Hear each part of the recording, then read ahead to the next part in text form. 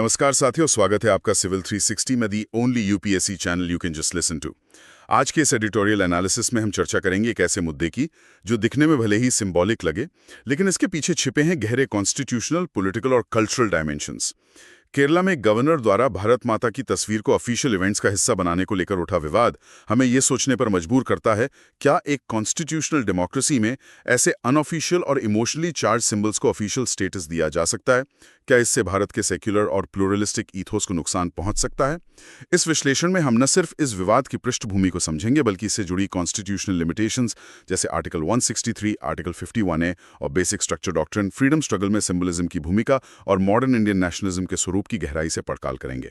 और हाँ, हर सेक्शन को जोड़ेंगे यूपीएससी के जनरल स्टडीज पेपर से। भवन से शुरू हुआ है ना, जहां गवर्नर ने भारत माता की एक खास छवि को इंस्टॉल किया। जी हाँ, एक स्पेसिफिक इमेज केसरिया वस्त्रों में शेर और भाले के साथ, और सिर्फ इंस्टॉल ही नहीं किया बल्कि उसे ऑफिशियल कार्यक्रमों का मैंडेटरी हिस्सा बनाने की बात कही, जैसे दीप प्रज्वलन या पुष्पार्पण। अच्छा, और इसी पर स्टेट गवर्नमेंट ने आपत्ति जताई। बिल्कुल, उनका मेन पॉइंट ये था कि ये इमेज भारत का कोई ऑफिशियल नेशनल सिंबल नहीं है, जैसे हमारा नेशनल फ्लैग है या नेशनल एंथम है, जिसका जिक्र आर्टिकल 51AA में है। और उनकी चिंता ये भी थी कि इस कदम से गवर्नर जैसे कॉन्स्टिट्यूशनल पद की न्यूट्रलिटी, मतलब निष्पक्षता, वो प्रभावित होती है। ये सीधा जीएस पेपर 2 का मामला है, role and neutrality of constitutional post. सही है। और भारत माता की बात करें तो ये कॉन्सेप्ट तो काफी पुराना है, फ्रीडम स्ट्रगल के टाइम से जुड़ा हुआ है। बिल्कुल, भारत माता की जय एक बहुत पावरफुल नारा था, लोगों को इमोशनली कनेक्ट करता था। पर आई थिंक तब ये ज्यादातर एक abstract idea of the Motherland थी, मतलब मातृभूमि की एक भावना, ना कि कोई स्पेसिफिक डीटी या मूर्ति। अच्छा। जैसे बंकिम चंद्र चटर्जी ने आनंद मठ में बंगा माता की कल्पना की थी, फिर अवनिंद्रनाथ टैगोर ने एक देवी जैसी इमेज बनाई। लेकिन इम्पॉर्टेंट बात यह है कि किसी भी इमेज को राष्ट्र ने ऑफिशियली अडॉप्ट नहीं किया, मतलब राष्ट्रीय प्रतीक का दर्जा नहीं दिया। ये हिस्टोरिकल पर्सपेक्टिव जीएस पेपर 1 के लिए काफी रेलेवेंट है, जहां नेशनलिज्म और उसके सिंबल्स के एवोल्यूशन को पढ़ते हैं। एग्जैक्टली। तो फिर कॉन्स्टिट्यूशनल पोजीशन क्या है? हमारा संविधान किन सिंबल्स को ऑफिशियली रिकॉग्नाइज करता है? देखिए, कॉन्स्टिट्यूशन इस मामले में बहुत स्पेसिफिक है। अगर हम आर्टिकल 18 और आर्टिकल 51A की इंटरप्रिटेशंस देखें तो साफ है कि केवल नेशनल फ्लैग, नेशनल एंथम और नेशनल एम्बलम, इन्हें ही ऑफिशियल रिकॉग्निशन है। सिर्फ ये 3? जी, भारत माता की कोई भी पर्टिकुलर इमेज, चाहे वो कितनी भी पॉपुलर या इमोशनली सिग्निफिकेंट क्यों ना हो, उसे कॉन्स्टिट्यूशनल बैकिंग नहीं है, मतलब संवैधानिक स्वीकृति प्राप्त नहीं है। ओके। अब आते हैं गवर्नर के रोल पर। आर्टिकल 163 क्या कहता है? क्या गवर्नर अपनी पर्सनल चॉइस से ऐसे सिंबल्स इंट्रोड्यूस कर सकते हैं? जनरली नहीं। आर्टिकल 163 साफ कहता है कि गवर्नर को नॉर्मली राज्य सरकार यानी काउंसिल ऑफ मिनिस्टर्स की एड एंड एडवाइस पर ही काम करना होता है। हाँ, कुछ सिचुएशंस में उनके पास पर्सनल डिस्क्रेशन होता है, पर उसका स्कोप बहुत लिमिटेड है। लिमिटेड है। जी, डॉक्टर BR अम्बेडकर ने भी कॉन्स्टिट्यूएंट असेंबली में ये क्लियर किया था कि गवर्नर की पर्सनल डिस्क्रेशन बहुत ही रिस्ट्रिक्टेड रहेगी, और सुप्रीम कोर्ट ने भी, जैसे नाबाम रिबिया केस 2016 में, इस एड एंड एडवाइस प्रिंसिपल को रीअफर्म किया है। मतलब गवर्नर अपनी आइडियोलॉजिकल लीनिंग्स के बेसिस पर एक्ट नहीं कर सकते? नहीं, बिल्कुल नहीं।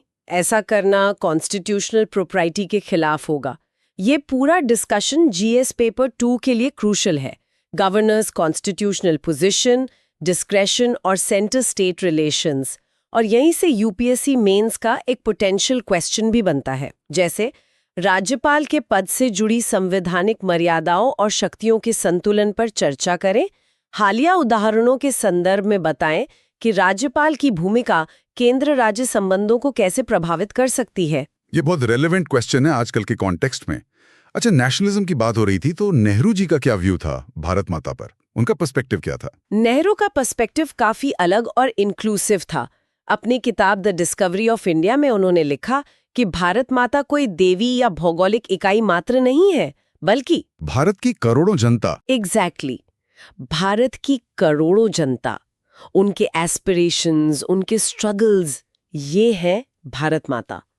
ये एक तरह से सिविक नेशनलिज्म का आइडिया था, जो लोगों पर सेंटर्ड था।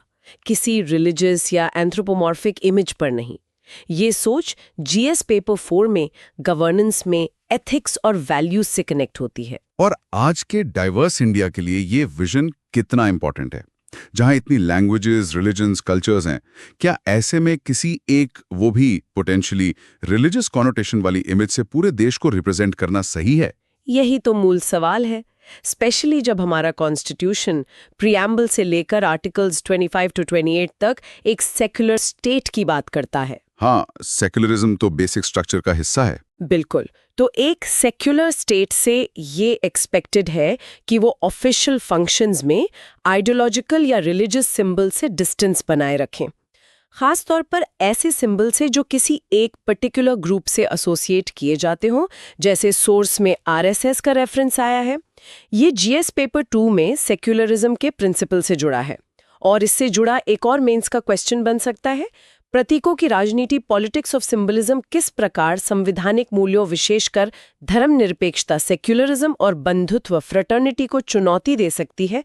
विश्लेषण करें। तो बेसिकली मामला सिर्फ एक तस्वीर का नहीं है, इसके इम्प्लीकेशंस कहीं ज्यादा गहरे हैं। हाँ, ये सिर्फ एक पिक्चर का इशू नहीं है। ये कॉन्स्टिट्यूशन की सैंक्टिटी, इंस्टीट्यूशनल न्यूट्रलिटी और पॉलिटिक्स ऑफ सिंबलिज्म का क्वेश्चन है। गवर्नर जैसे कॉन्स्टिट्यूशनल फंक्शनरीज से उम्मीद की जाती है कि वो न्यूट्रलिटी, सेक्युलरिज्म और लीगैलिटी यानी कानून के शासन को अपहोल्ड करें। ये आर्टिकल 14 और हमारी डेमोक्रेसी की स्पिरिट है। आखिर में भारत की स्ट्रेंथ तो इसकी डाइवर्सिटी में ही है। नेशनल सिंबल्स ऐसे होने चाहिए जो सबको जोड़ें, सबको रिप्रेजेंट करें, न कि किसी तरह का डिवीजन पैदा करें। बिल्कुल सही कहा। और यहीं पर हम अपने लिसनर्स के लिए एक सवाल छोड़ जाते हैं सोचने के लिए।